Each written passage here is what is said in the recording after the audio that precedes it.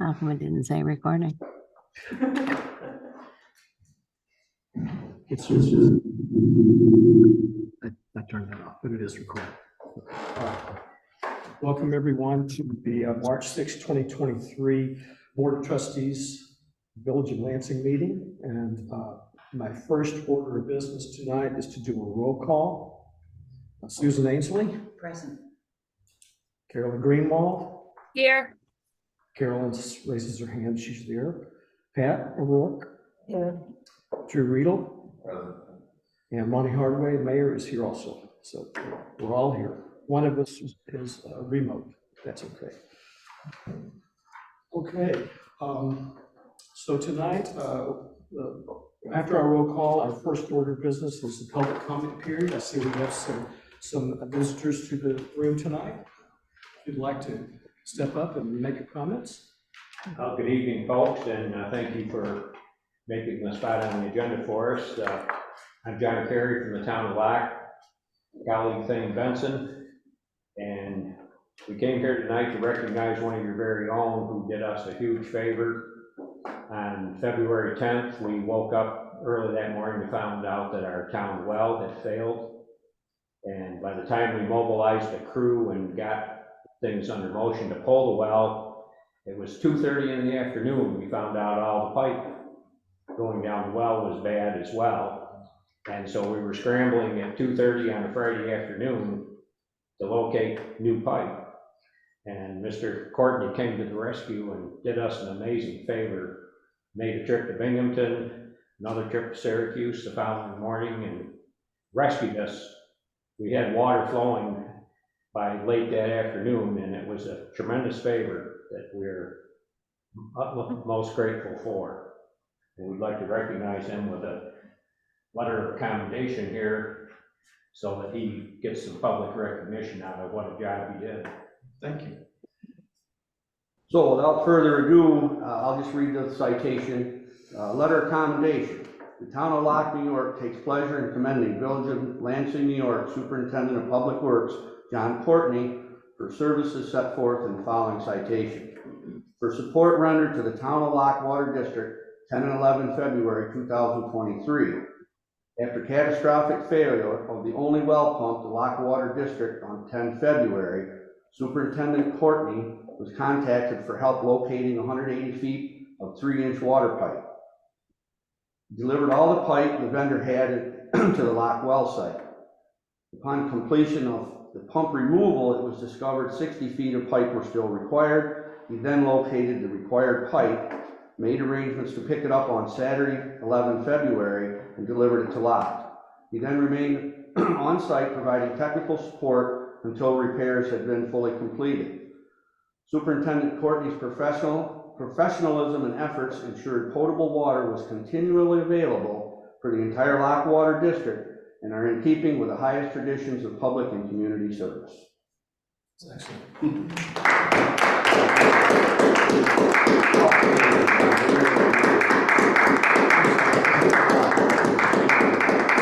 Very well. Thank you. Just a genuine, huge help to us, and don't know what we've done without him. He's certainly been in serious trouble. We really do appreciate that. Well, I'm sorry you had the failure, but I'm glad you got it resolved with John's help. So. Yep, you can be very proud, and I'm sure we don't have to tell you what a good man he is. We are eternally grateful. Thank you. Thanks again, John. You're welcome. Gentlemen, have a good evening. Good job, John. Thank you. And congratulations. Thanks. I didn't know they were doing it. I did it all on my personal time, personal truck, personal trailer. I've been in the predicament in the village enough times to know that when you're in dire straits, every resource you have can be of gratefulness. So I didn't expect it. Thank you. Sounds like it was well earned. Appreciate it. Okay, any other public comment? Anyone online with public comment? Hearing none, I'll move to close the public comment period. Give me a second. Second. Susan seconds. All those in favor say aye. Aye. Public comment period is closed. The next order of business is to approve the minutes from February 6th and 16th, the draft minutes from February 6th and 16th, 2023 that Jody provided to us. I believe we were all present for both of those meetings, so we could actually approve both of them at the same time. I'll need someone to move that though. I so move. I'll second. Susan moves, Pat seconds. Is there any discussion about the minutes? Hearing none. All those in favor, approving the draft minutes, say aye. Aye. Aye. Approved. Thank you, Joe. Okay. It's now perfect timing, 7:35, for our first public hearing. This will be for proposed local law A, the 2023 sewer rent. This is the part of the code that we have to approve be changed due to increasing rates by both Cuyahoga Heights and Bolton Point, as the Jody's packet that she made for us explains. Should we read this, Jody? Or First, you have to open the public comment. Oh, sorry. I need a motion to move to open the public comment period. I so move. Susan moves. I'll second. Pat seconds. And as I said, this is for the change in the sewer rates for the code of the village. Yeah.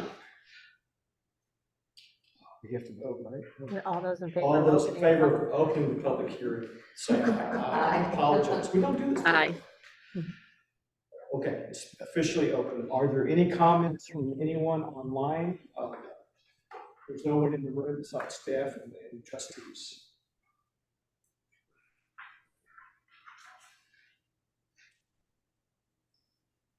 I hear no comments. Should we read this, at least part of it, into the minutes, Jody? You can if you like. It will all be in the minutes. Okay. We will just refer to the copy within the minutes if anyone is interested. When the minutes, draft minutes and a final approved minutes are made available online. So we need a motion to close the public comment period. I will move if I can get a second. Second. Moved and seconded. Any discussion before we vote? All those in favor of closing the public comment period on the amendment to the Village of Lansing Code sewer rents, say aye. Aye. Aye. Carolyn votes. Okay. Now, resolution to adopt local law. Now we A have to have. as local law. That's right. I need a motion to adopt the law of proposed local law A 2023, amendment to Village of Lansing Code sewer rents As local law 1, 2023. as local law 1. I'll move. Second. Moved and seconded. Is there any discussion before we vote on adopting this law? All those in favor of adopting the proposed local law A as local law 1, 2023, say aye. Aye. Okay, it's unanimous. So that local law is now in effect.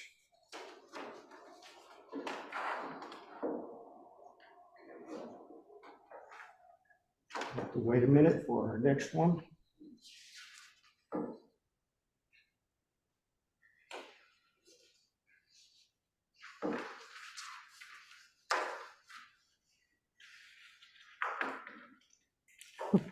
We're waiting because we publicized the start time for this public hearing on this particular law.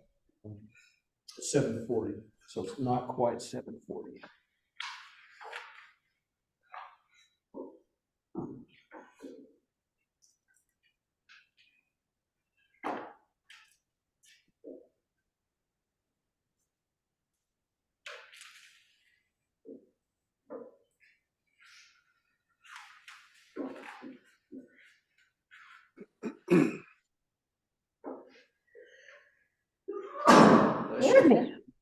Goodness.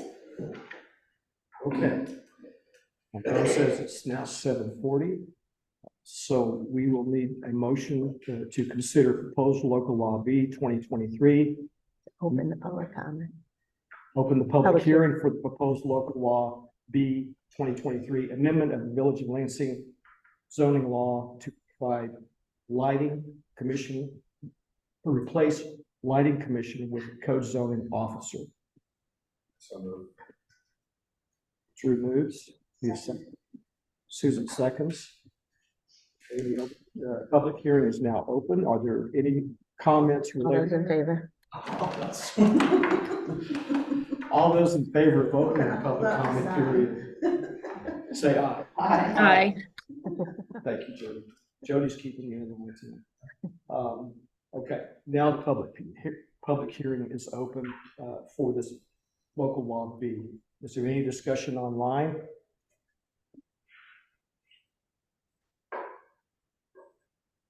Seeing none and hearing none, we need a motion to close the public hearing for local law B. I so move. Susan moves. I'll second. Pat seconds. All those in favor of closing the public hearing for proposed local law B, please say aye. Aye. Aye.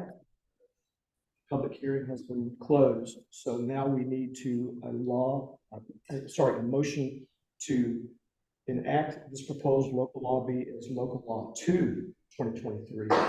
Amendment of the Village of Lansing Code / zoning law to replace lighting commission with code zoning officer. Would be the motion. I so move. Susan. I'll second. Susan moves. Yes. Hey, you gotta be quicker out there. I thought I was on it.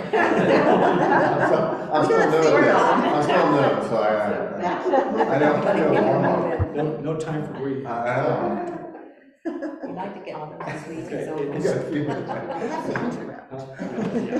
it's been moved and seconded. Is there any discussion before we vote to enact this law?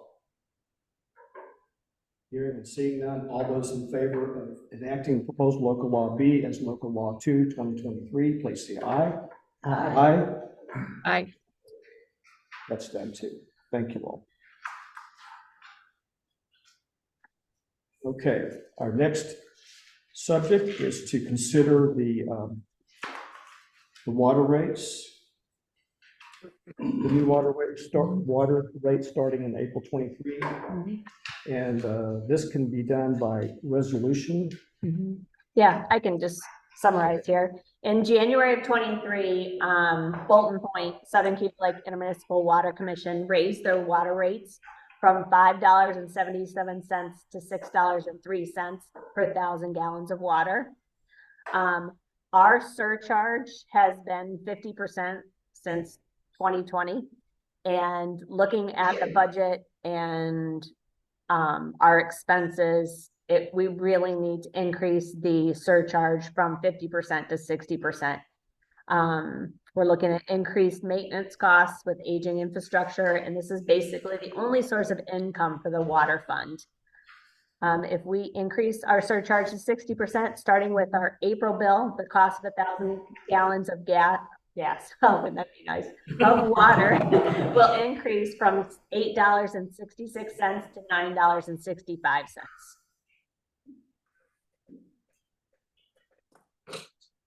And also the water fund, as we were talking, it's a little bit lower than it was last year, so we're promising it would be. No pun. Yes, and in the new budget, I've already planned for 60% because we can't sustain Right. at 50%. Exactly. There's no way, so. Well, I think if I can add a little bit to that is our age of the water lines are all coming to head at roughly the same time. They're 30 to 50 years old in the village.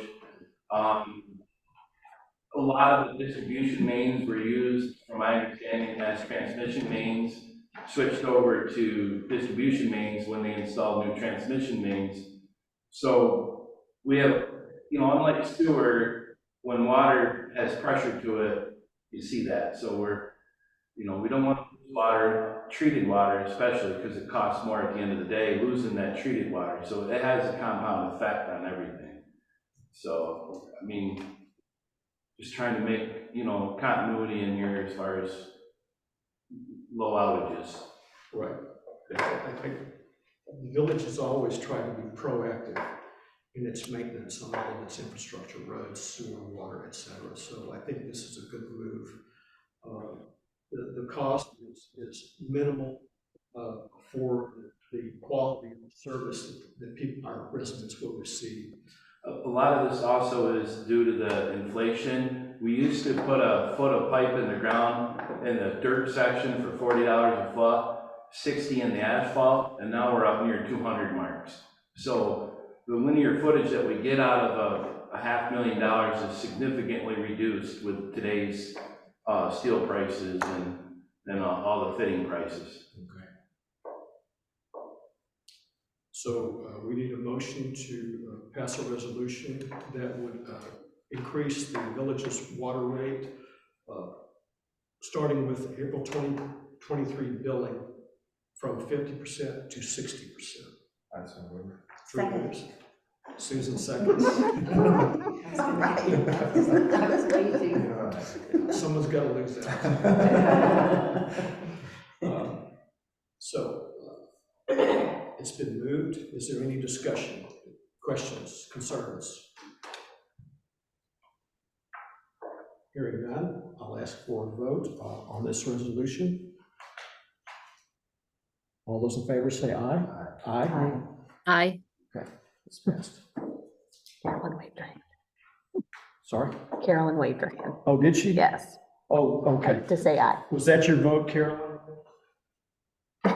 Okay. All right, so the next thing we have on our agenda tonight is the sewer transfer. This, let me see, here it's at. So would you like me to explain?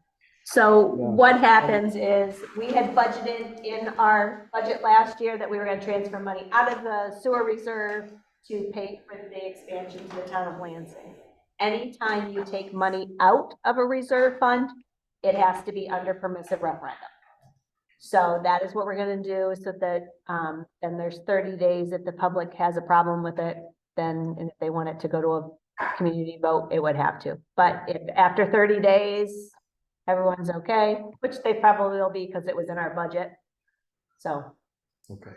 but this is just a formality that we have to go through. That was resolution number 6927. Correct. Capital Reserve Expenditure Authorization. And the village trustees wishes to authorize at this time a sufficient expenditure of such funds such that the aggregate sum of $3,428,454 be transferred from the sewer capital reserve fund. That's pretty much the gist of this resolution. So we need someone to move that resolution. And second, I'll move it. I second.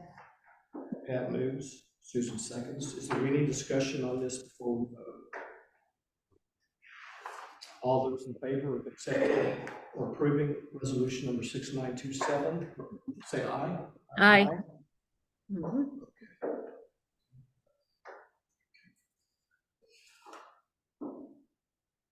Okay, the last, not quite the last, but the next item was added just this afternoon. I received from Mike Scott and Jody forwarded to all of you a request for waiver of a 30-day municipality notification for a liquor license for the new bar, Long Shots Sports Bar and Grill, that will reside in the old Rose bar space in Chipana Marketplace. And there is a resolution here. Are there any questions about, well, the resolution is to waive the 30-day notification for a liquor license to Rocket Appliances LLC, DBA, doing business as Long Shot Sports Bar and Grill, located at 2255 North Chipana Road, Ithaca, New York. We would need a move and second for that resolution. Oh, can I, just to discuss it? Right, only to discuss it. Okay, move. I'll second. I'll second. Moved. Okay, Drew moves, Pat seconds. Now, is there any discussion? Just for context, so this sounds like this is just replacing a bar that currently had a liquor license. Yes, yeah, there was a bar there Expanding. for decades, I believe. Right, and they would get, it sounds like this is just to expedite, not to necessarily, they would get it essentially. As soon as possible. So not just moving it up. Yeah, this isn't the first time we've done this. We have done it in the past, so it's not a precedent setting. And since it's already in a space where it was a bar, Right. I think it probably is, if it was a new bar, there might be some question. Yeah. But, no, it's set up for everything that they mentioned within their waiver request. Any other discussion? Seeing none and hearing none, call for a vote on approving resolution number 6928 to waive the 30-day notification for a liquor license to Rocket Appliances. All those in favor say aye. Aye.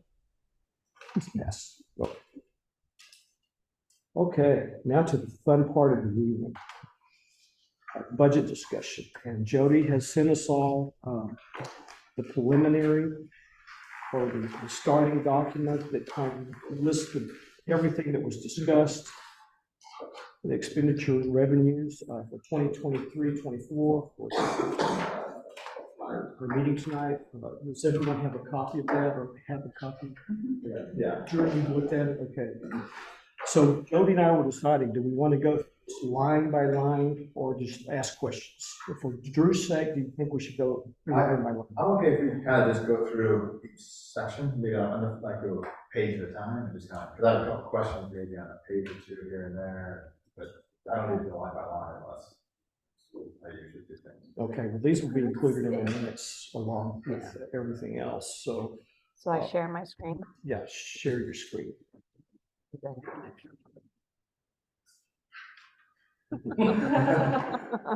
nice when things work, the technology. And not so that's what it does. I've had that happen. Yay, look at that. that. Okay, It wasn't working then. we weren't sure. We've never done this before. So it did work. Okay. So we're starting with the general fund.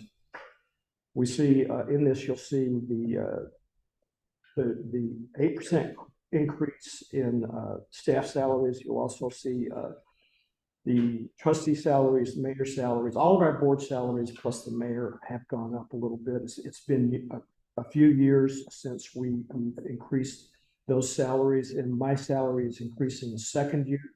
And I'll let Carolyn, why don't you speak up to that and speak the reason you brought that up, if you can. Unmute. Yeah, well, we talked to the staff about salaries and also just amongst ourselves. And the discussion was that inflation rates have been tremendous. Oh, hang on. No, we can't. We have to mute because of the two laptops in the same room, Carolyn. So I will try to summarize what you told me. Carolyn's concern was that the mayor's salary was not close to what the mayor earns through the efforts they go through every year. And that $18,000 might allow a person who could not afford to do so normally to run for and become our mayor. I've kept a record of what I do for the past year, just as an idea, because there's so many things going on. I try to track day by day, week by week, how many hours I spend on about 20 different items, just to kind of show a person in the future what they could expect. I'm okay with no salary increase. I'm okay with a salary increase, obviously, but I want that to be the trustee's decision and not just my decision. I'm not really pushing for it. Carolyn asked for it, and I'll let you decide. So that can be discussed now, or it can be discussed later as we get into the final. But that's the reason it's there. But we did increase all of our staff by 8%. And I'll speak to that up front, and Jody obviously add more if I'm not saying everything, but I participate tangentially or kind of like a fly on the wall with a lot of county meetings that Deborah, my wife, attends. And one of their biggest problems they have right now is that they are losing good staff who have been here for a long time, have a lot of institutional knowledge. And once that position is empty, it's very hard to find a good replacement. And then you have all of the training time and so forth. And sometimes a person is trained and within a couple of years they leave again. So we have a great staff. It's amazing. And I brag about our staff every chance I get. It's amazing. The 5 individuals we have on staff in our village get so much done. And I think at this time, with the inflation the way it's been going, and with the current problems with obtaining and keeping labor and staff in positions all over, it's not just us, it's everywhere. That an 8% increase this year is exceptional, but it's exceptional times. And I would like to suggest that amount. I know it's higher than usual, but considering the quality of our staff, the dedication of our staff, and the John's certificate of recognition tonight just proves the point that they are the front face of our community, and they deserve this raise. Also, it's good to note too, that last year we got a 5% raise and the cost of living increase was 5.9%. This year it's 8.9%. So we're still percentage behind, but. It was good, yeah. But I think that all makes sense, Ronnie, and I think that's good to kind of, I think what you said, Joey, too, is the cost of living has gone up the last 2 years. It's only a fair thing to do. I think also, somewhere along the lines, you guys did some benchmarking. I think that's also a great thing to benchmark to make sure that you're on pace with other municipalities. And I think in some ways that, even if we had an 8% raise, but we're paying half as much of the municipalities, I was about that, but we want to raise it a bit more to kind of keep it in line. So I think as far as going forward, kind of keeping that in mind in terms of, that's really the quality of the people and what they should get paid and have in relation to other municipalities, make sure we're not falling behind that. That's right. We try to do that. It's you have to find the right cherries to pick. But I think that there's enough history of us doing that we've got good contacts and something that's pretty close to our staffing levels and responsibilities. So I think it's pretty close. On the trustee and the mayor, I just want to, for context, just because if I'm going to vote for a pay increase myself, I want to kind of be kind of devil's advocate at least a little bit. When was the last time the increase for trustees, and when was, and also I guess more importantly, kind of explain some of the rationale, but how do we think about this going forward in terms of what is there a map out to? Is there a thought process? I know it was 2,000 last year, 2,000 this year for the mayor. Was there a kind of a plan to kind of keep it going, or is there a forward-looking? Our previous mayor didn't care about ever getting an increase, and he usually didn't. As far as the number of years since the last increase, I can look that up for you. I think it's been at least 4 years. 4 years, okay. So I did the math on inflation for that. 4 years. It's been 4 years, that's kind of getting back to the base, at least that's kind of makes sense. Is there any discussion previously about the map for the mayor's salary or trustee salaries, or how to think about that? No, I guess we treat it on a year-by-year basis. Okay. So I don't know if I can speak or if it's going to be blurry. Discussion, actually. It's just, I don't know if you can yes, hear me. And that one can be known this time. It's totally up to the trustees. And I will live with whatever decision. Okay, so that's just kind of a general explanation. You'll see various salaries and wages show up during this discussion, but that's the gist of most of it. We have the audit bills. Let's see. I'm looking for a high number, $37,500 for Hancock legal fees. That's pretty much standard. There's no they pretty much give us an estimate of what they think they will be doing for us a year based upon their history of their current per hour billing rate. And so that's what that is. The engineering costs are high. We've got several projects that are upcoming, some larger projects that will generate some larger expenditures from the village. The inventory of existing village-owned stormwater, coordinate repairs and complete mapping, the $25,000 dart drive and miscellaneous sidewalk improvements, a new engineering study there to get that done this year. So there will be some more costs associated with that. $14,000 in Grand Road West improvements. Grand Road West, we basically put a superficial coating of asphalt on that. We have not really done the actual work, but we wanted to give it, make it safe until we could actually get all the engineering done, all the parts here and so forth. So that will be upcoming, and there will be some engineering costs associated with that. That's the road at Target, Right, right. We own everything from trip hammer down to the intersection stop sign. So you go from flat to bumpy. right? Yeah, you can tell.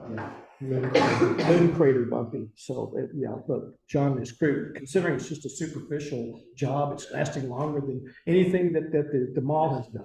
It's done well, It's done well. It's alleviated a lot of complaints. Yeah. So. Yeah. So, okay, village offices. One discussion. $5,000 for the new heating and air system for the old building. John, you were talking about looking at air source heat pump for that. Yeah, I mean, in a situation like that, where it just is more cost effective to install like a heat pump situation in there, rather than trying to install no new heating system. So a lot of times you can get the AC, and it'd be more of a convenience for just a direct room, and they can adjust that and still keep the lower temperatures off in the old storage side, Jody's old office and Ben's old office.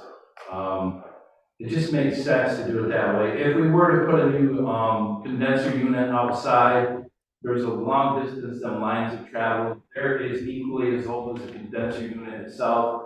So that would just magnify the cost, or you're putting a new unit against old lines and increasing the potential for maintenance down the road. Okay.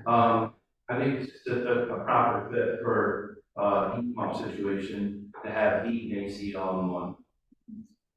And that could be done with one outside unit and two different indoor units that would be adjusted per zone. Right? Yeah, a lot of times you just put like an 18,000 BTU unit in the main room, and then maybe two 9,000 BTUs on the unoccupied sections. Maybe one for the bathroom, and be able to adjust that down for the office that goes to the bathroom. But it just seems like the most cost-effective way to do it. And we still want to keep the gas fired up in there as the dual source. To my knowledge, we're not paying any gas on that heating unit that's in there for the old office, because it comes through the Bolton Point side. They used to have a natural gas engine inside there for a backup to the water. And now they have the generators and put all new pumps in. They took the natural gas unit out. But with the moratorium north of Route 13, they wanted to keep that gas there. And by us using a little bit of gas off that line, it just makes that feasible. I mean, normally you would just be hit with a meter surcharge fee and not have any gas unit usage. So it basically is a wash at that point there. Okay. So with collaboration from Bolton Point and myself, we decided to keep that line active. Yeah, if it's not going to cost us anything, we might as well take advantage of it. And they have to keep those pumps, we can't let them freeze up, that's for sure. Right. So it's pretty much required. So I'm excited to hear about that. Deborah and I have used air source heat pumps in our homes for, I guess, almost 15 years now, and we've been pretty happy with them. And one of the reasons we like them is that we could definitely only, set the zone to be as comfortable as we need it to be. If you're not using a part of the house, you can make it cooler or warmer, depending on if you're heating or using air conditioning, so it's nice, and I think it'll work well. The installation might be, because it's an older building, I don't know if you'll have problems with the installation, but everything comes in from the outside, so it shouldn't be terrible. No, For those. it should be good shape. Okay. All right. Then we have, village office costs, basically, this is, the Wi-Fi, right, Jody? FLTG, is that Wi-Fi? This, oh, yes. No, Finger Lakes Technology Group, it's our phone and internet. Phone and internet, okay. And then water and NICEAG, so that would be costs. Village office, we're looking at some fairly minor repairs. Building garage, same thing, not much going on there as far as expenditures. Special items, basically this is municipal dues and unallocated insurance for our employees, workers' comp, etc. Fairly standard costs. Traffic control, A3310.2, $15,000 to install real-time cameras on traffic signals. We're looking at one at Uptown and Warren and one at Graham Road. If I can comment on that. Yeah, I've I was been gonna ask having an clarify. exceptionally hard time finding a vendor for that. It's just a step above the residential camera systems, but it's not to the magnitude that of like a high security establishment. And then to put one that's real time I've just been having a hard time sourcing it. Okay. I've asked multiple traffic signal companies. Jody and I got together and talked about getting a hold of, see if the city has anything Right. there, Mhm. or maybe city of Syracuse. I have a contact in the city of Syracuse Okay. that I can check with. Okay. So we're hoping to find something to source that out. And why are we putting the cameras there? This is for Drew's benefit. Basically keep road conditions. I felt like we could maybe keep some of the overtime at bay if we can monitor the roads rather than sailing in to have a guy check them out. We used to, years ago, when the mobile was a 24-hour establishment, I was able to call them and get road conditions right out there in Trip Hammer. But most of the establishments now, I guess the only one that's open 24/7 now is McDonald's. I heard they reopened down to 24 hours a day. So it's hard. I've actually gone as far as call tops before. It just saves a little bit of time and aggravation because where we live, we get snow. Right. You know? And you don't know what it's like here. Yeah, and sometimes, I could always reach out to you guys, but I'm sure you wouldn't like that call at 10 o'clock at night. I would tell you it's snowing 3 or 4 feet an hour. Pull a sheet out from over your head. No, I think it's a good idea and quite frankly, that's something that we can share online if we find. Yeah, but we're not looking to do accident, monitoring. We don't want any part of that. You can get pulled into court quicker than you know what, and we just don't want that. I've been called several times, hey, do you have cameras on your traffic signals? We don't want to get into that in court and battle that out. I'm sure Natalie would. Unfortunately, if we have cameras up and they're recording, you will get pulled. Yeah, we're not recording, no. It's just real time. It's just real time. Maybe if it did a 24-hour overlap, it would be it, you know what I mean? Right. It would erase itself we're not looking to record. Okay, all right. Yeah. We're just looking real time monitoring. It's purely just to kind of monitor road conditions, Current for road snow, conditions. yeah, for traffic safety. I guess. Yeah, and you would be surprised. You'd be surprised how many people would benefit from that. Maybe the village of Cuba Heights, maybe the town of Lansing, or just people that want to come out and go shopping in general. Mm-hmm. There's cameras at Cornell, Ithaca College. We tried to log into them. They're so high up and so grainy that you can't get a real look at the roads. Right. So we need something that's going to be able to decipher from the salt. Sometimes if you salt the roads and then with the day they turn white, you need something clear enough to decipher between the two. Okay. Yeah, and that, so in terms of traffic safety kind of playing a dual role, just recording everything, sounds like that would be. Sounds like we're not recording. Yeah, you wouldn't want. No, Yeah, no. yeah. It's also say storage space to not hold that recording. Yeah, no, it'd be, that just changes the magnitude of the cameras. Yeah. When Okay. you see the ones up to the city of Syracuse, they're putting on, they're tens of thousands of dollars for each camera. Right. It just changes the game. Okay. We just want something so somebody can take a look at the roads, be cost effective, probably use some cellular data. We might even be able to see if the traffic signals are working correctly. During the power outages, sometimes the traffic signals go into a flash mode.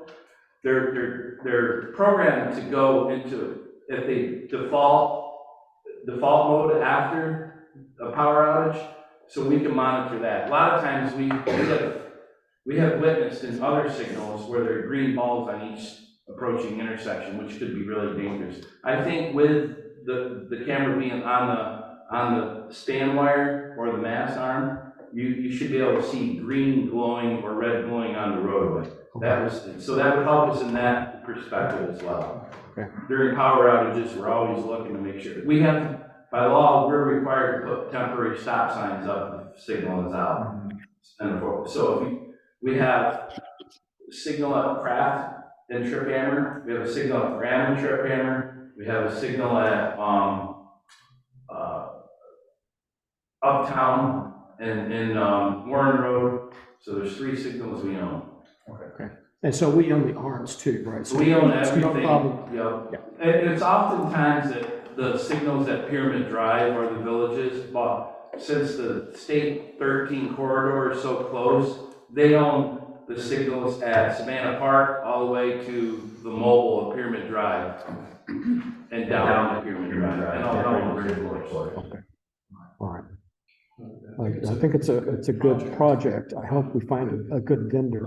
I can't think of anyone to recommend. I'm gonna look for what I said, so I just keep searching.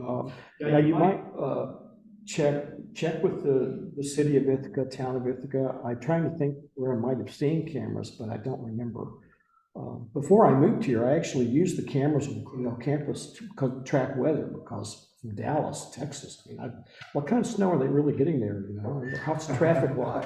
So I did that before I moved. I think it's a good thing. Yeah, it is a good People would use it more I found often. it very valuable. So that's good. Okay, for code, we've got the staff's salary increases in $9,000 miscellaneous. For street maintenance, same salary increases for staff, salary and wage. For 8510.2, $71,000. Purchase 339R. 3039R. What is that? It's a John Deere tractor we use for plowing the sidewalks, and we also use it during the summer for street sweeping. We don't do all our street sweeping, like we're working on a project. It's a really nice small vehicle, and you can maneuver it in the roads, and we used it for when we put storm in. At each end of the night, we use it to sweep off the roads, clean up after ourselves. Okay. All right. It's also a 25,000 wheel saw for cutting pavement. Do we have one now? Have we been renting one?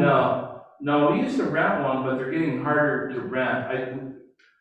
A lot of the rental stuff is gone to sales now because of the equipment shortage, the supply chain out there, so it's tougher to rent one. Okay. Our biggest problem here in the village, and I don't think it's a problem, I think it's a really great thing, is our roads are super thick. With the programs we got for like Trip Hammer Road, federal and state aid, the road out there is 11 inches thick. So if you get a break or need to do a repair, most of our hand tools or anything we got that's a mobile unit, like a walk-behind saw, we can't cut through it. So it's actually really difficult to get through the blacktop to fix anything below it. It's actually a good problem to have.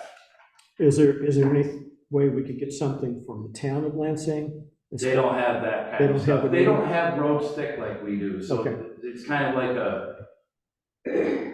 they wouldn't have the need for it. Okay, all right. And there, anything that they had would not work because it could not cut through all of the layers. Right. Okay. Okay. What's the life cycle of a wheel saw like that? Oh, probably, I would say probably a long time, 10, 15 years. And you just replace blades, right? Yeah, you just replace the carbide points on it or any hydraulic components that go bad. Okay. How expensive are the blades?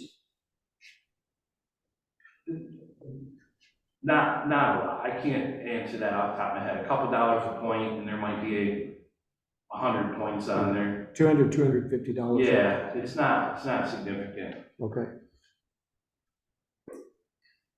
If anyone else has comments or questions, please step in. The plan to replace 2015 IH 10-wheel dump snowplow, International Harvest, dump list out.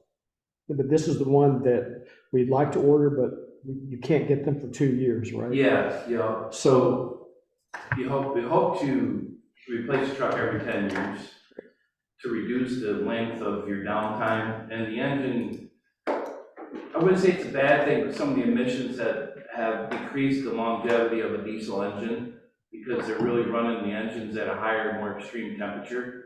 So they don't typically last as long. And we're in a salty environment. Those trucks start to get eaten up by corrosion and stuff.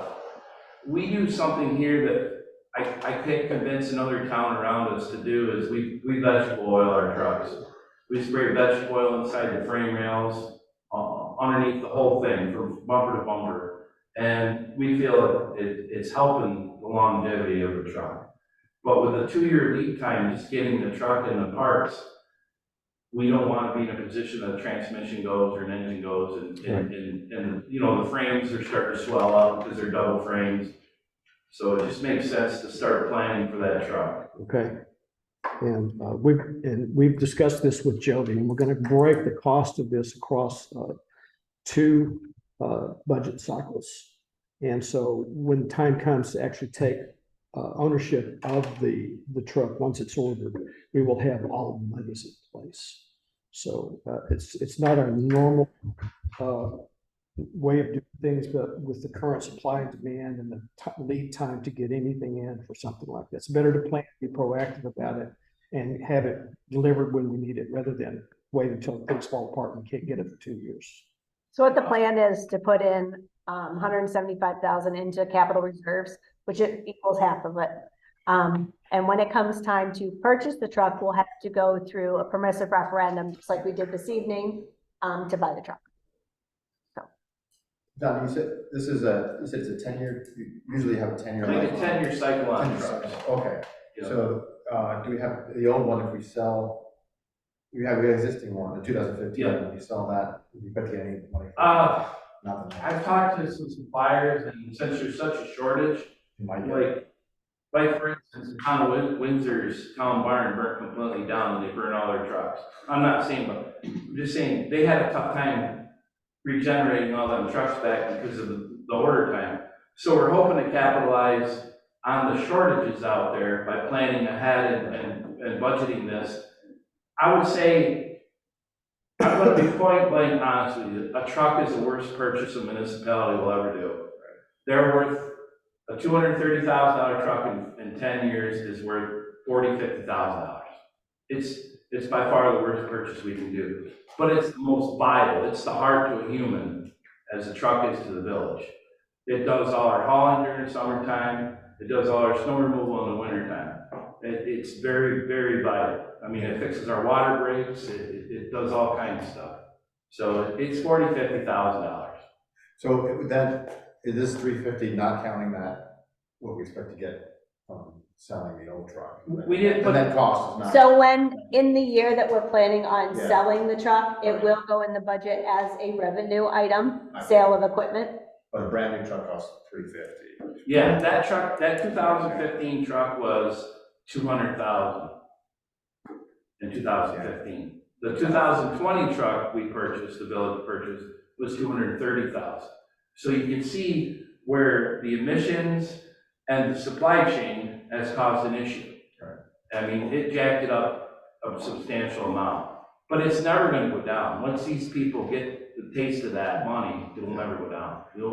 I'm sure you guys, I just out of curiosity, have you ever, and I don't think it would be, but leasing for a period of time or anything like that? They don't do a truck lease or something like that. They do an ideal lease, which international stands for, it's ideal lease, but it's the full purchase price of the truck. Yeah. So if you took the 350,000, you divvy it up with 5 years, and then at the end, sometimes they hit you with a balloon payment. Yeah. Depending on how you want your payment structure, Yeah. it's an ideal lease. It's customized around each municipality. Common Dam, we just got 3 new trucks. They lease them. So in 5 years, they'll get. Long term, it's not a winning strategy. The village is financially stable enough to just pay that right up front rather than have a little tack through a leasing program. Yeah.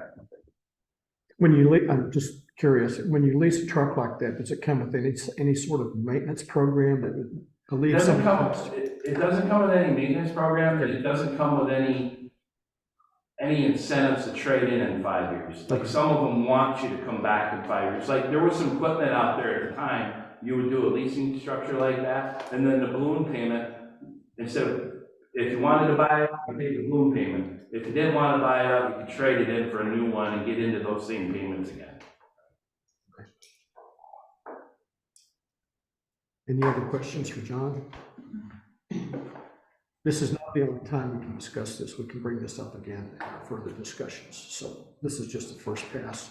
Feel free to reach out to me. When you get home and study this out, feel free to reach out to me anytime. Throw me an email. I'll answer the questions to the best of my knowledge. If I have to, I'll get Jody involved into it. We work as a team, so. Okay, the A5110.4, this basically is repair and striping of our roads. We go into permanent improvements. There are 4 major projects. Yes, there are 4 major projects. Dart Drive, basically our safety project. This is basically for roads. Pave Heights Road pave, $480,000. Twin Glens is $55,000. Can't start that till after the sewer extension project's done, though, right, John? What's that one again? The number 3 on A5112. Yeah, that is correct. That is correct. That will sister up to the sewer expansion project. Right. I would like to add a comment to number 1 on the Dart Drive project. Okay. We were kind of meleeed by NYSEG wanting to put a new gas line in there. And we tried to work with them, and we held our project off a year to find out that they didn't want to do it anymore. And so that's what threw that off. And then last year was just construction timing. We had a great summer, it was dry, but we just couldn't get it done last year. So the way we're gonna bid things out this year with the sidewalk bid, we wanna put an extra sidewalk contract out there, a renewable one every so many years. If we get good success with it, we have an option to renew it. So we're gonna bid it out as a per square footage of sidewalk versus trying to do all this. And we've normally poured sidewalks, 3,000 feet. We've done just with village staff and a couple outside contractor. We've been able to save money, but it's just getting too much with all the other integral parts in the village. It's getting too much just on village staff to do it. I think it's a good time to throw the worm in the water and try to catch a good contractor. If we can get it the first year, maybe we can reduce the cost, and we can still get our goals done each year, each budget cycle. Right. We definitely wanted to plan some future sidewalks, and there may be sidewalks that are at the end of their life cycle, replace sidewalks too, so. There's definitely a need for some repairs. There's definitely a need for sidewalk extensions. Right. Yeah, and I've heard some demand for sidewalks on Oak Crest and other, I'm sure. Yes. Yeah. Yes. And we'll just have to, those will be future plans, Yeah. but if we can let the person know, or the contractor know, or the bidders know that, this is a multi-year cycle for us. It may be ongoing. It may be like water and sewer. Definitely want to grade it in by quantities. The higher the quantities, hopefully we can get a better price. So we'll have incremental bids of that, like say 0 to 10,000 square feet, and then so on. Right. Grade it up. Okay. So then we have some curbs installed for Graham Road West, concrete backing. Which side of this, of the street will that sidewalk be on, John, for the Graham Road West? I have this later, you talk about sidewalk for Graham Road, but I was just curious, which side of the road? Someone asked me about the sidewalk where it was gonna be, and I wasn't sure. I think we're planning to put it on the north side of Grand Road West, Okay, and the reason being is it comes down to the Y. that sidewalk, Functionally, it comes down to the Y a little bit more correctly because we have a ped crossing on Trip Hammer now that feeds north. We put that in a couple years ago, Okay. planning on that sidewalk going in. Okay. And so north side is where we kind of have it slated due to the real estate the village owns over there as well. With the mall subdivision, the village acquired a super wide right of way, but it's more lopsided. It's more towards the north than it is towards the south. Because there was two parcels there and we ended up with two of them. Mall had a separate one towards that Imperial Kitchen restaurant, and it just gives us more real estate to be able to install a walk. okay, thanks, John. So the Graham Road West project, which is complete redo of the road from the base all the way to the top again, and all the stormwater and the striping, milling, blacktop, et cetera, is total is $1,100,080. So that's a large budget, but it's been in our budget for a while. We're finally going to get it done. Okay, $20,000 to install streetlights on Dart Drive. I'm skipping around to things I had highlighted, so if someone else has questions, please speak up. How many poles do we have, John, for that? I'm thinking we have 16. Okay. Okay. It was under the original layout. I just couldn't remember. I think we ordered 21 and we used 6 on St. Joe's and Pawtucket. Okay. And let's see, yeah. So you've got $280,000 for 3,800 feet of sidewalk on Dart Drive. That's one of the ones that you hopefully will be contracting out, right? Yeah, that the little typo there in-house. Most of it it'll be a joint effort with the village doing the substrate work, and then the sidewalk people coming in and pouring. Okay. So public transportation, this is again about playgrounds. It's got a 0-1 spreadsheet. Pay no attention to that. The Greenway Committee and I and Carolyn just created a spreadsheet of things we would like to see within all of the green spaces and parks within the village. And almost all of that, if not all of it, is going to be taken care of within this year's budget, not going into next year. So we did look at it, and we're going to try to get it done this year. Youth programs, recreation partnership, and joint youth commission. Those are two that we've done. They have gone up slightly. I suspect they will continue to, but those are two great programs. They do a lot. Recreation partnership is basically recreational programs for youth. Joint Youth Commission is actually two pieces. The Joint Youth Commission itself helps high school aged youth who can work find jobs in the summer to do interns. And the Youth Services Bureau part, I think it's called Youth Services Department now, basically looks at the well-being of youth from whatever age up to 21. Broken homes, runaway youth, etc. So this is money not spent necessarily specifically just for the village.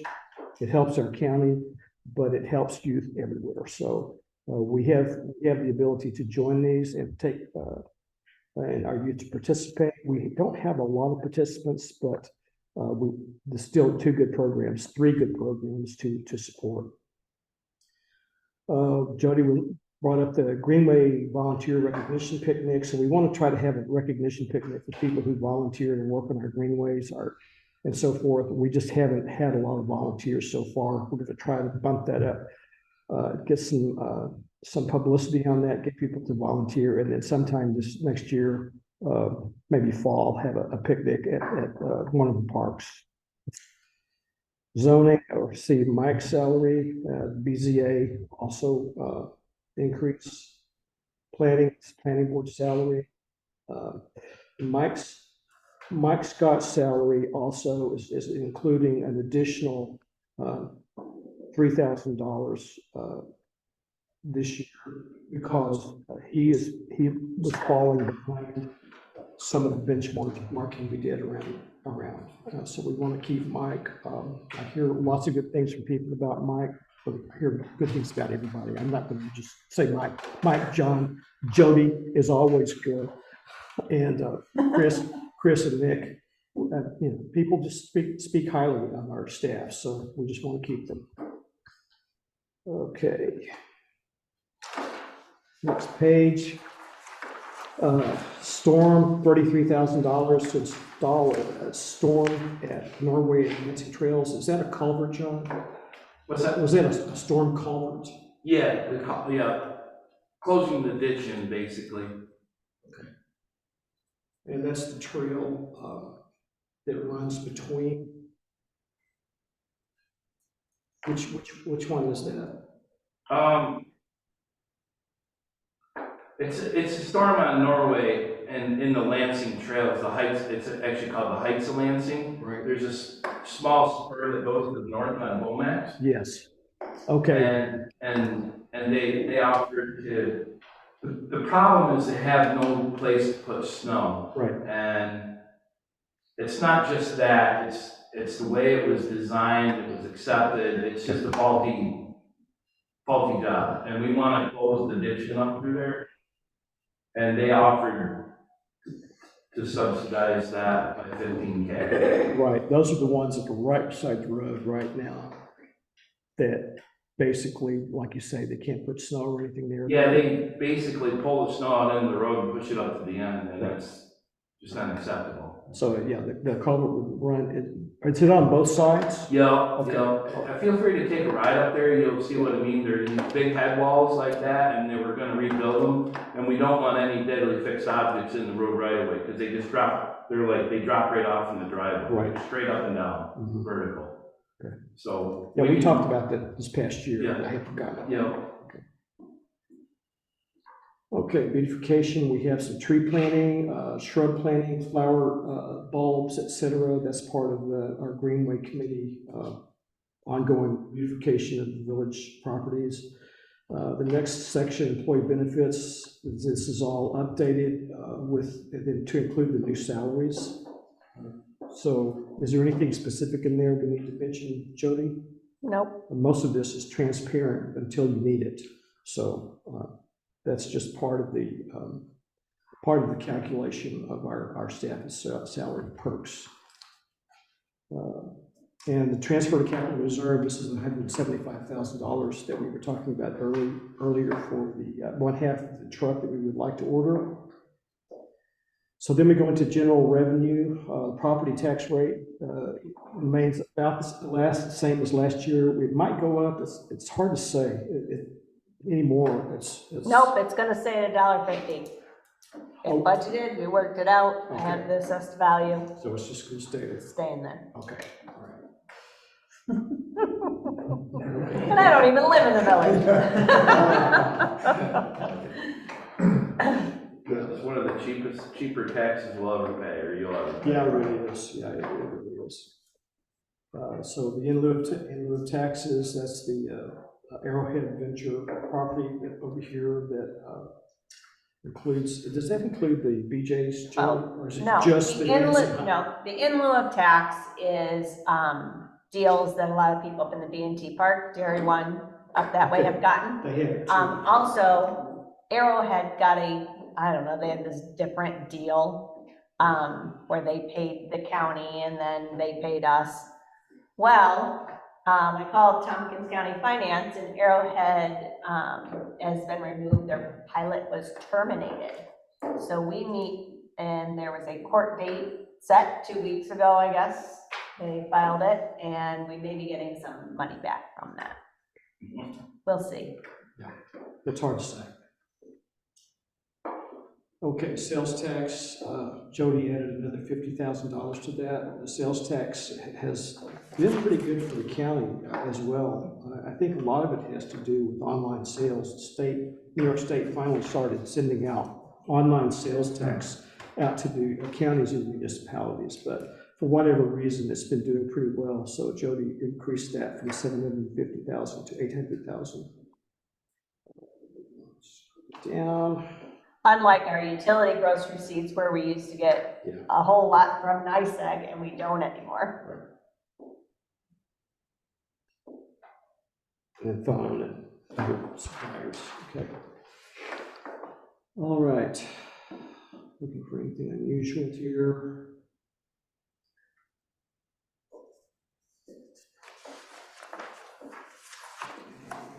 John, you think that our CHIPS amount for 125,000 would be pretty close to what we received this past year?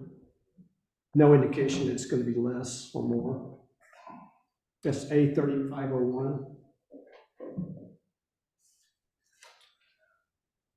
I think we actually pulled in like 150 something. 160 something. Yeah. Yeah, but he doesn't think we're gonna get the extreme weather this year, so. Okay. So, And the thing is too, if we get more than we budgeted for, then you'll have that extra money and it just goes to your appropriated cash surplus for the next year. right. One of them items you don't want to over budget revenue. Okay. Right. But on what's it, 30,001, A3001, the state aid, it looked like it on the budget disappeared last year and it came back, or went.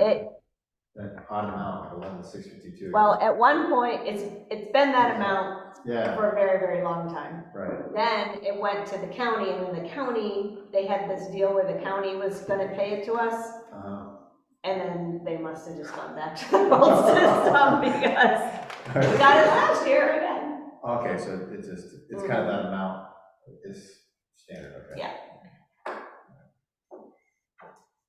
So then Jody has given us the appropriated fund balance of $1,120,650. So the details are here about appropriated fund balance.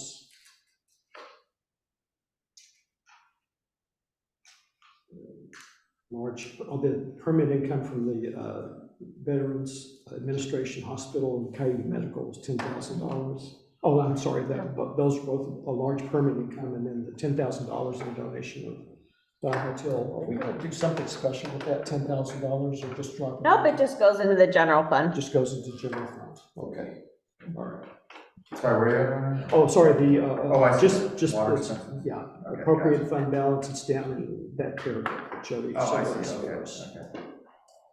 Okay, then we go into the water fund, water expenses. Water is basically based on consumption, and we try to look at recent history and see how close we are. Pretty good job, I think.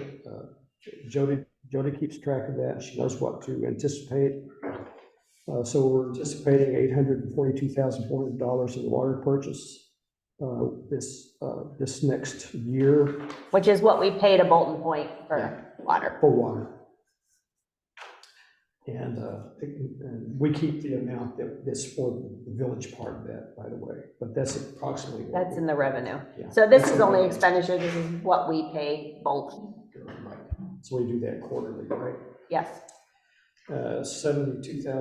72,500 for engineering related to water from T.G. Miller. Basically, general engineering, Graham Road and airport ground tank repairs. Thought the ground tank repairs were done, John. Excuse me? The airport ground tank repairs for this next year? Yeah, every 5 years we get an inspection done. That's the one I tried getting a change order under the Warren Road project, and the board voted it down. Okay. So we're just gonna have to rebid it out and do it that way. Okay, basically, that's an inspection cost then. Yeah, no, that's the repairs that needed to be done to Oh, the tank. repairs after The the footing inspection. where the concrete footing, and then where the metal tank hits that footing, Right, it's spalling, as concrete does in the wintertime around in New York. okay, So it's popping. okay, We need to reparge it, put some drainage around it, and repair it. all right. $780,873, $275,000 purchase water line replacements in Graham Road water from Chip Hammer Road to 95 Graham. And the termination of that, termination points, $455,873. Just for water breaks, right, John? No. The 455,000 one you're talking about? Yeah. That's appropriated to come out of the 24 and 25 budget. We want to purchase materials Oh, that's right, get the materials. Out of the- I read the first. out of the 23-24 budget. Right. So that's the 275. And then as soon as there's a year lead time on those materials. So as soon as we get those materials, we're going to put it out to bid. It'll be roughly this time next year possibly. And we can start working on the bid project for the water line. The actual labor and stuff. Yeah. So this way, this is dual-fold. One is, most of the time when you get materials already fitted into one project, bid out, the contractor tax of 15% profit and overhead to it. So we can get better prices and we don't have to pay the 15% profit and overhead. Okay. Since there is a lead time on it, we're not bidding a project out and then having the contractor order it and then not be able to put shovel in the ground for another year. So we did this with the Warren project and it worked out really good. By the time we received the materials, the bid was being let and accepted by the village board. It just went so rhythmic, so smooth. Okay. And we're hoping to do a very similar thing like this. Do you think we're gonna have to do that for most of our contracts now? It's pre-purchased materials? I definitely think with the steel products, the PVC products, like on sanitary sewer, they're a modest petroleum based, so it's a modest increase. You know, I wouldn't say it's so much. When we bought the Warren water line project, the pipe materials, it was $33 a foot. Right now they're over 50, so it's double. Right. The PVC for the sanitary sewer project, that went up 10 to 15%, but not an extraordinary amount. Okay. So basically, we're just being proactive, getting the materials in for something this large. And then, as you said, the material we hear when we do the bid, we'll have everything they need to get started. So it makes it easier for them to bid on the project too. They don't have to work in anything as far as the delay related to materials. Shovel ready. Yeah, good deal.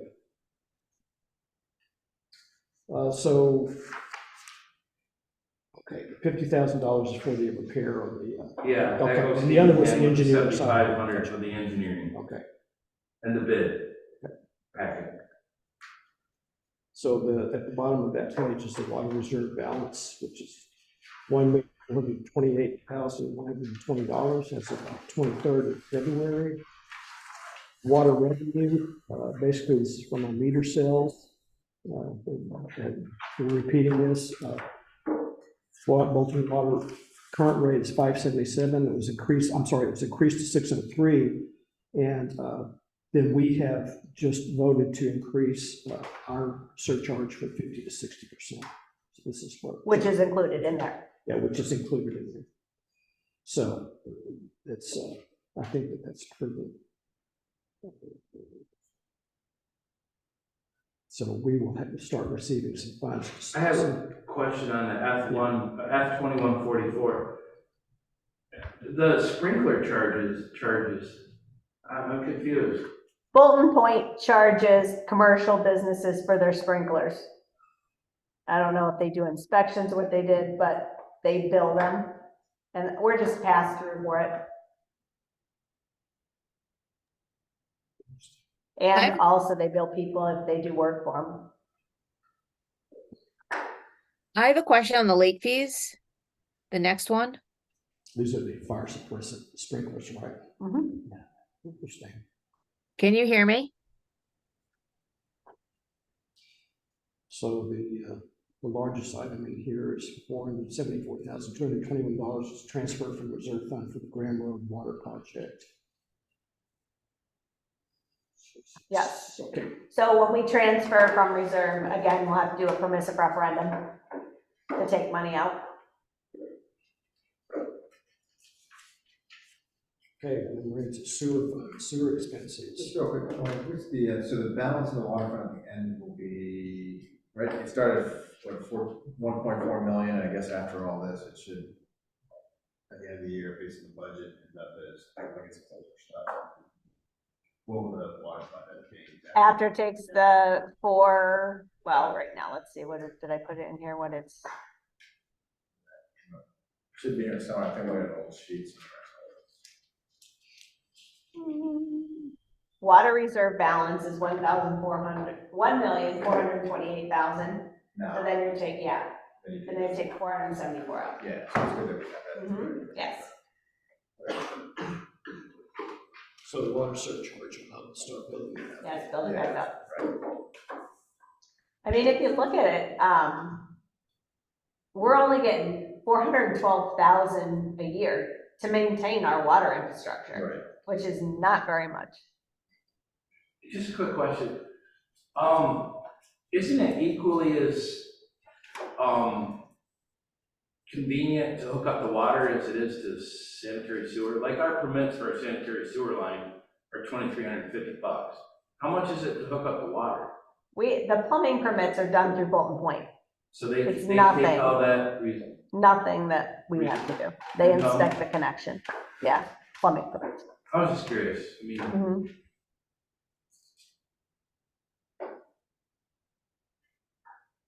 Okay, sewer expenses, the engineering's total is $145,500. There's several projects here. One of the major ones that we've been working on for several years, many years, is the sewer I&I repairs and investigation. Basically, Cuyahoga Heights wastewater treatment plant consider that we are adding a tremendous amount of I&I into their system. And we're not sure we're really doing that. So we're trying to investigate, but all of the municipalities who are participating in the Cuyahoga Heights wastewater treatment plant are going through I&I repairs and investigation. So we're all trying to spend money up front to try to find where I&I inflow and infiltration. You know what those are? Mhm. You know, I think so. yeah, it's water. essentially, Groundwater going into the sewer. Yeah, right. essentially, it can come out or it can go in. Yeah. I mean, coming out's bad, but going in is equally bad, because in order to work their system down there, they need a certain amount of bacteria to make that function correctly. If they get an overabundance of rainwater, that dilutes the bacteria, causing a problem with their digesters. Right. So it messes with the functionality of the wastewater treatment facility. I will tell you that Cuyahoga Heights contracted with GHD engineers to do a study in the village of Cuyahoga Heights, but also branched out to the contiguous municipalities. And their results were, their job was to go basically during storm or heavy rain events and pop manholes to see if they could see an excessive amount of clear water. When they did this, they didn't find no significant values anywhere in the system, in the village, nor the other municipalities. So that's why we elected to purchase the meters to try to find it ourselves. We get credits for the amount of I&I we stop. It helps us with more connections in the future. So, you know, we're limited to, say, 35,000 gallons on the Young's property. If we can reduce the I&I so they can stay below the 2 million gallons a day at the wastewater treatment plant, 2 million gallons a day per month. So there was sometimes in the month where that'll bounce way over 2 million gallons a day, but in average for the months, it's got to be below 2 million gallons a day for their DEC permits.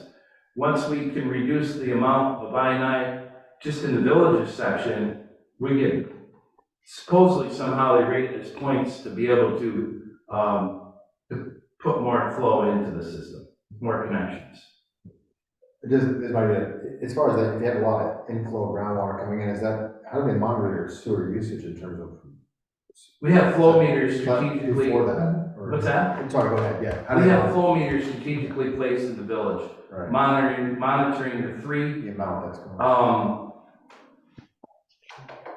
three lines we have three main systems that leave the village and go into the village of Cuba Heights collector lines. One is at Burley Drive up on Uptown. Okay. One is at Highgate by Berkshire, coming up from Cuba Heights Road south of the overpass. And then the other one travels down Cuba Heights, or Cedar Lane, and runs the old railroad bed corridor down into the treatment plant. So we have three flow meters monitoring the amount of flow. Okay. So we correlate that with the rain events, and we see those spikes. Right. I hope that answered your question. Yeah, because it seems like you could monitor some of it. Yeah, so what we're trying At to your cost. so coming into the village through the town of Lansing to the village collector system, we have flow monitoring there as well. There's one at Rosina Drive, there's two at Rosina Drive, and there's one, there's three total. I can't think of it. I think there's definitely three. It's too late to think. But Yeah, so, yeah. yeah, so we catch them, we monitor them as well, according to rain events. And there will be a meter where the new sewer extension is, so it comes from the town into our system. There'll be a meter there, so we'll know how much we're receiving there. Because they're limited, they have an additional limitation on theirs, where they can't go above a certain number of gallons per day through that line from the town, so that will be monitored too. All of the major developments in all the municipalities, according to Village of Cape Heights, need to have a flow meter. So the development that is planned for Uptown Road, the Beers development over on their property at Craft Road, around Craft Road, those will have to have their own meter too. To my knowledge, that's done through the planning board stages. I don't know if Yeah. there's any local law saying that they have to, but the Right. planning board will have to It's a mandate they do requirement. that. It's going to be a requirement. As a condition of their special permit. Right, they can't get a special permit without that, and then they have to monitor it. Let's see here. G 8120.2, $798,450.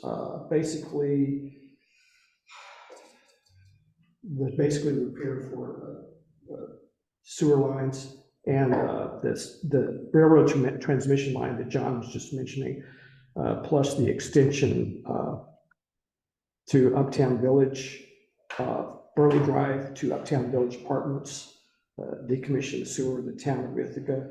That's basically, we're creating a new small extension within the village that will bypass the town of Ithaca so that we can control the flow from our village to new uptown development through sewer lines that we own in the village and not have to go through the town of Ithaca.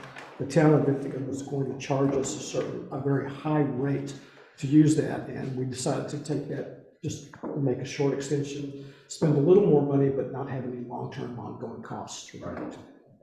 So. And we just recently got the easement from that, I believe, so it's set to go. One question I have in this, John, or two questions. The Dark Drive sewer repair replaced, how much of the sewer is going to be replaced on Dark I Drive? think there's like 700 feet that's, that the camera goes underwater. Okay. So basically it's a sag in there, and that's potential for a backup. Okay. And then there's just miscellaneous spot repairs up through there. Typically service connections. Back years ago, they used to basically penetrate the pipe and stick the pipe in. Right. With a really If you inept saddle, Yeah. per se, and that's where you get, we're all in rock in the village. Mhm. Most of the lines run in rock, and when you dig a trench in rock, now it becomes a lateral for infiltration. Mhm. You know, we're in bedrock. So now that becomes a raceway for the outside water, and we're trying to keep the outside water, trench line water, they Out of the call it, lines. out of the line.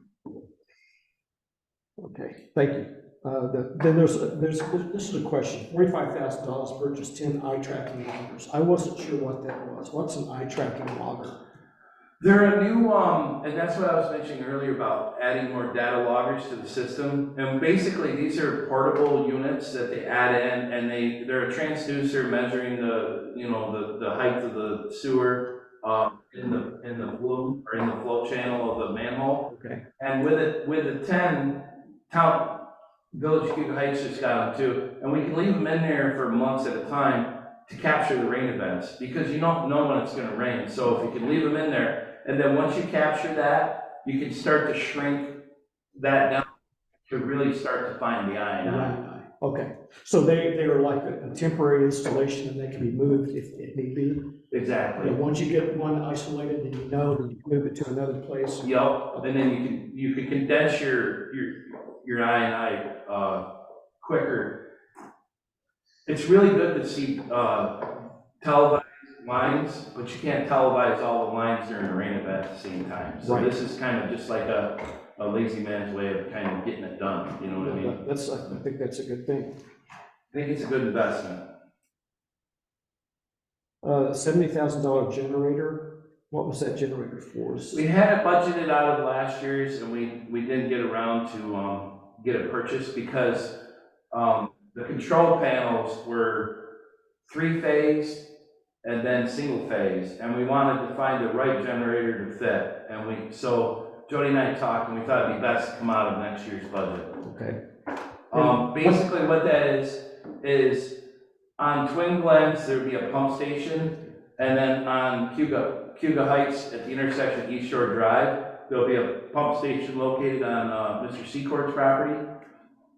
So all the line coming from the town of Lansing down East Shore Drive, and all the line coming from Twin Glens, I think it's Twin Glens Road, heading north, it all goes gravity into the pump station and then pumps back by the gravity line into the collector system over at Cedar Lane and Cuba Heights Road.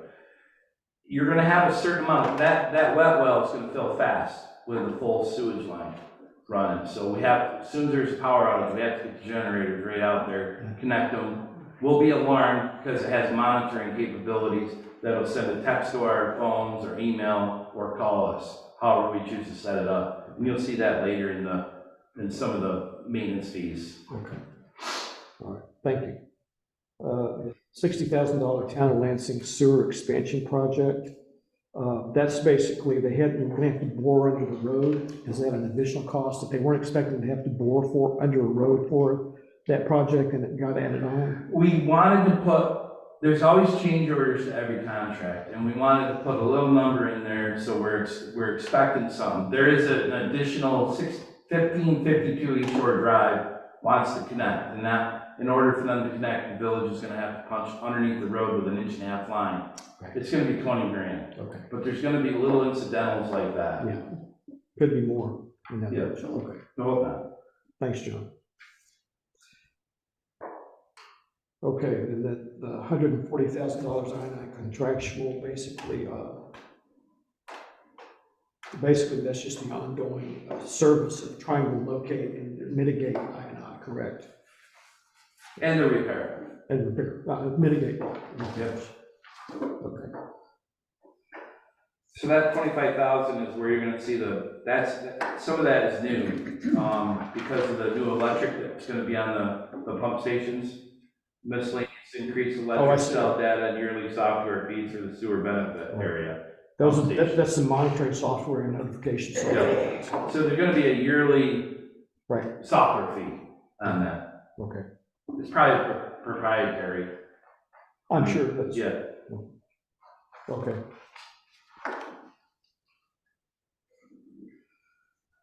Okay, the $929,000 in 8189.4, that's basically what we paid for to Village of Cuba Heights, correct, Joe? Yes. Yes, so we do that, again, we do that quarterly. Mm-hmm. And from what I understand, the fees that they're going to charge the municipalities for the use or the maintenance and sustaining of the Klein Road bypass has been included in their rate hike. They were going to try to come back and give us a separate charge, and we told them that we didn't really want a separate charge for that because it's part of the overall fee that we're paying. Can I ask a quick question? Wasn't there something sent out here a while ago about like a 50% increase so they could find the I in their system for Cuba Heights? They sent out an email like, I don't know, 6 or 7 months ago. Well, it increased from $5.20 to $6, so. Yeah, I think. Okay, so I think that was more than, I think that was part of. that went through them. increase, yeah. I Okay. don't think there's an additional 15% coming, well, let's hope there's not an additional 15% coming down the road, but I think all of that was taken into consideration. So that's why it's important for us to do the finding it. Plus, the more of that we can do, the less quickly the rate increases will happen. I won't say that they'll stop, but maybe they'll slow down. Okay. Sewer revenue, we had an increase, obviously. So our share is 25% surcharge on the water rate for the sewer.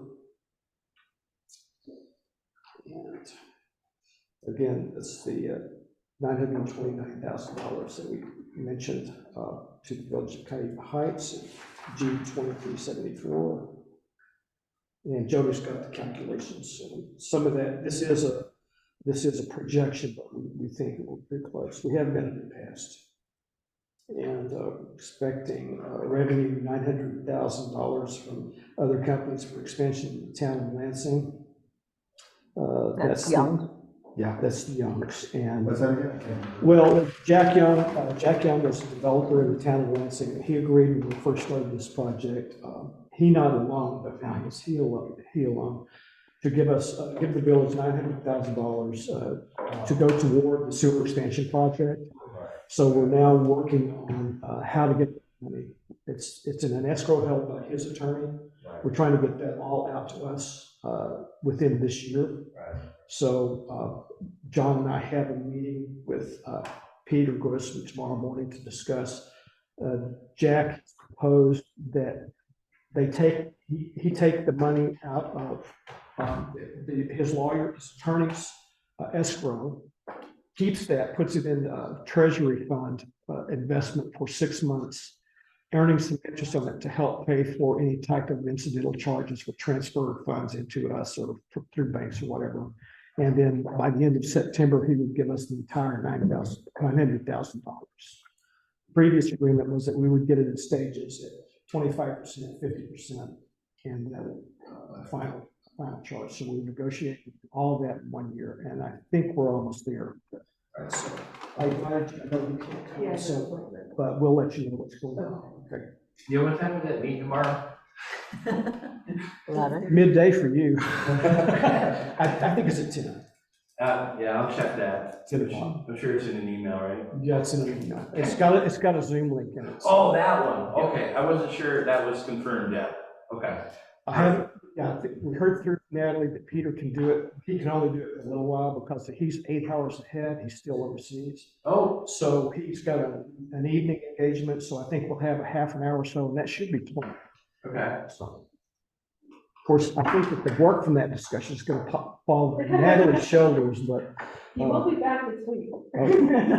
So we'll try to work it out so we'll keep it okay. So the total budgeting are basically at the end of this, general, you'll see here, it's $3,192,239, or you can read the numbers.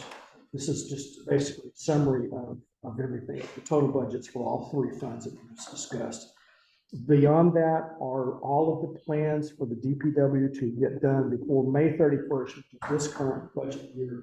And in that was some of the things that we mentioned as far as the greenway concerns, sidewalks, parks, picnic tables, etc. Some of the water funds will be used, and the sewer funds, including the remainder of the sewer project contract. Hopefully, will that be done by the end of this this budget year? That would be encumbered. Encumbered, okay, all right. Let's say What are you this- encumbering? The sewer. What hasn't been Oh, done, yes. finished by May Yeah. 31st. Because we already have a contract, it can be encumbered. Right, that's correct. All right, Same with the water. We're just buttoning that contract up. okay, all right.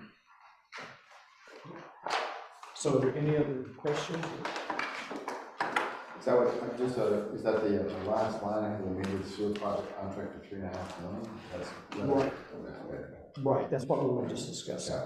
They will have probably submitted some invoices to us by May 31st, but I don't think they're scheduled to finish until fall. So there will be a few monies, but we've already got that amount encumbered to pay them all of the charges that they had contracted for. So it's encumbered by our budget, but it will not be spent until the work and the invoices have actually, work has been done and the invoices have come to the village. Okay. Jody, I have a question. Okay, Can you hear me? so for the budget process, when's our next discussion, Jody? If you have any questions that come up, we can talk about it at our Thursday meeting. Or if you have any proposed changes, you should let us know then. And then the following Monday will be the last discussion where we should already have a budget ready. We'll set a public hearing for April. So.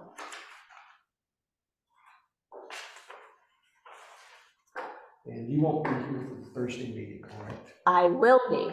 You will be. I get back Wednesday. I can't guarantee I will have all the vouchers done by Thursday noon meeting. We may have to push that up till Monday, but I will try my best. Thank you, Jim. Have a good time. Safe Okay. trip. Mayor's comments, I just want to thank everyone for working, all of the trustees and staff who helped put together this preliminary budget. Thank you all for working on that and getting it ready tonight. And just continue looking through it, and it's not too late to ask questions. Continue to ask questions. And we will we'll get the budget done for sure in time. So that's all my comments for that. Just thank you. Any other comments?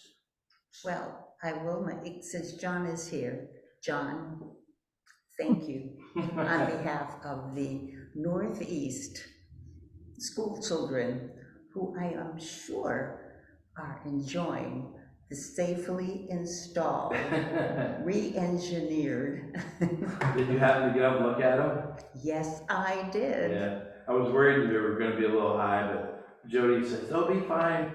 You'll have to figure out the snow maybe or something, you know? That's right. I was a little concerned, but No, I think they look great. yeah, thank you. And I think the committee, Jody, there was a committee, there was a group, the group that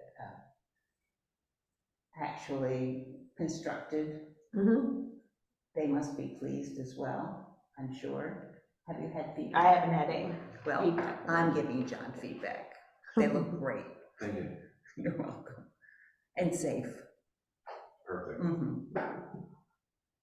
Anything else, Susan? No. Pat? Nothing tonight? Drew?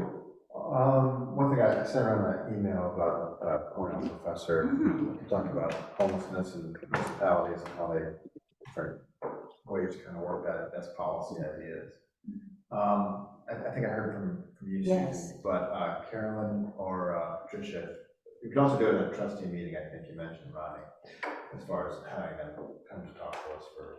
Yeah, I was thinking if we could have it at one of our trustee meetings, we could have it recorded, and that way if we have people who have questions, we could point them to that recording and say, this is a good little discussion. I wonder, do you think we could limit that to less than an hour? Oh, yeah, for sure. Okay, just say maybe half an hour and see what we get. Maybe if we have questions, come back for another session. Yeah, it's like it was kind of more like a brainstorming type thing. Okay, just to get some ideas, kind of, here's some thoughts on what's worked well, kind of based on her studies. Okay. So she seems very eager to do it, happy to do it, so I think it's pretty good.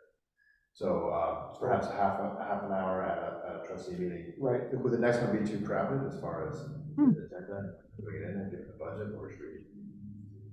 That's a good question. Yeah, let me know if there's a trustee meeting that works well for serving half an hour, because I don't want to flood a lot of stuff to do in terms of budget coming up. Typically, the public, yeah, if we do that, it's gonna be April, potentially in April.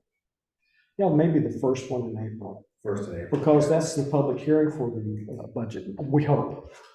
And that's usually, we don't have much participation and comment.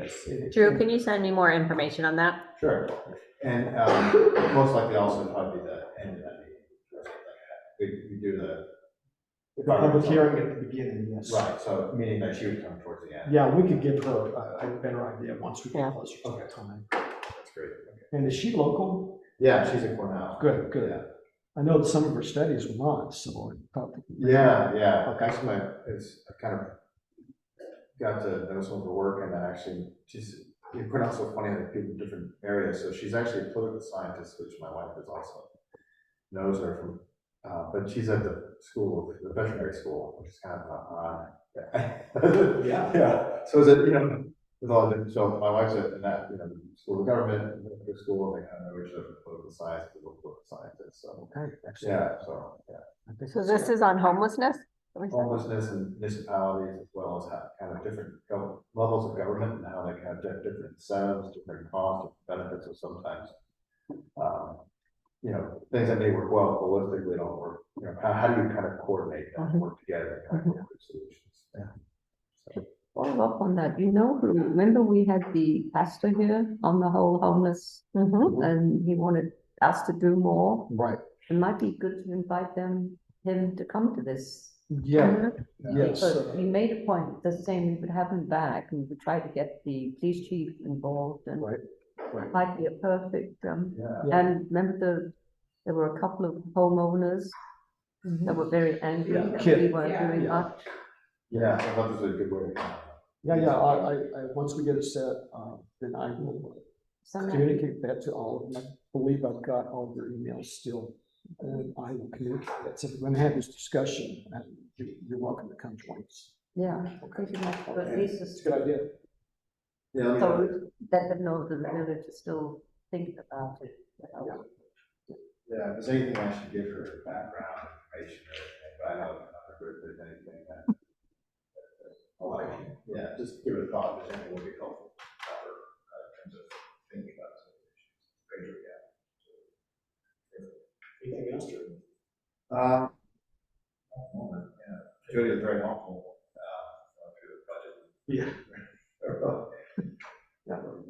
Overload. Yes. Yeah. 25 years of information floating around. That's my great explosion for the back.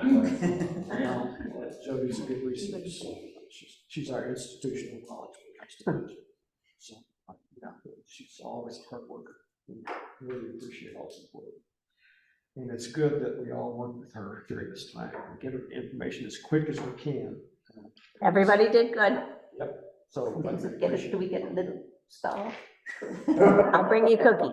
Cookie. I'll bring you That's cookies. equal. How about that? What you don't get is a slap in the back of the head with Jody.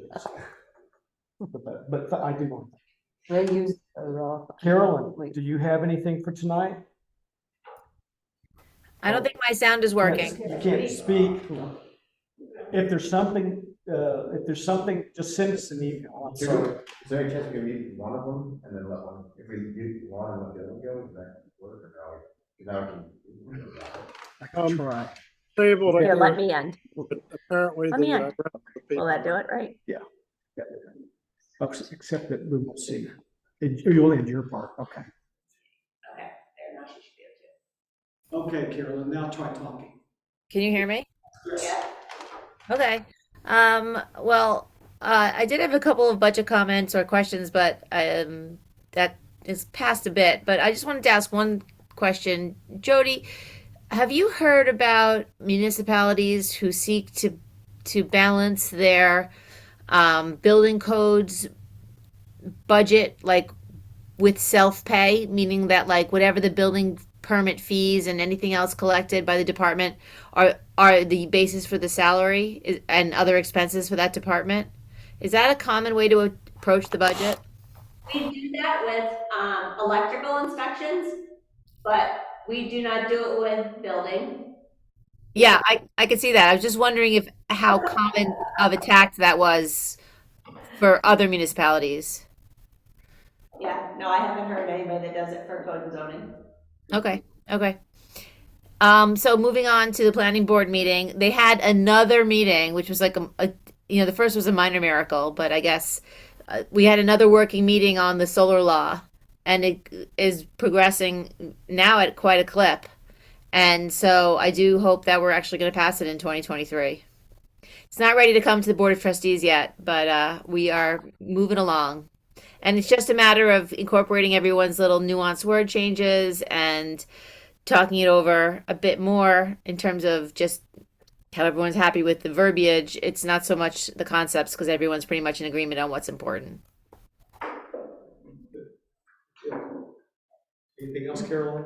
No, I'm sorry we got to work out the technology thing so we can get more input from you. I apologize. But any questions you have, send them by email or save them for our next meeting because we'll have time to discuss them with you, okay? Sorry. Okay. So, I hear nothing else, so I will move that we adjourn. Do I have a second? Second. Susan seconds. We all Yeah, second. impressive. You have to watch mine. All those in favor say aye. We are Aye. ending Aye. the meeting at 9:16. Thanks, everyone. Thank you. Thank you.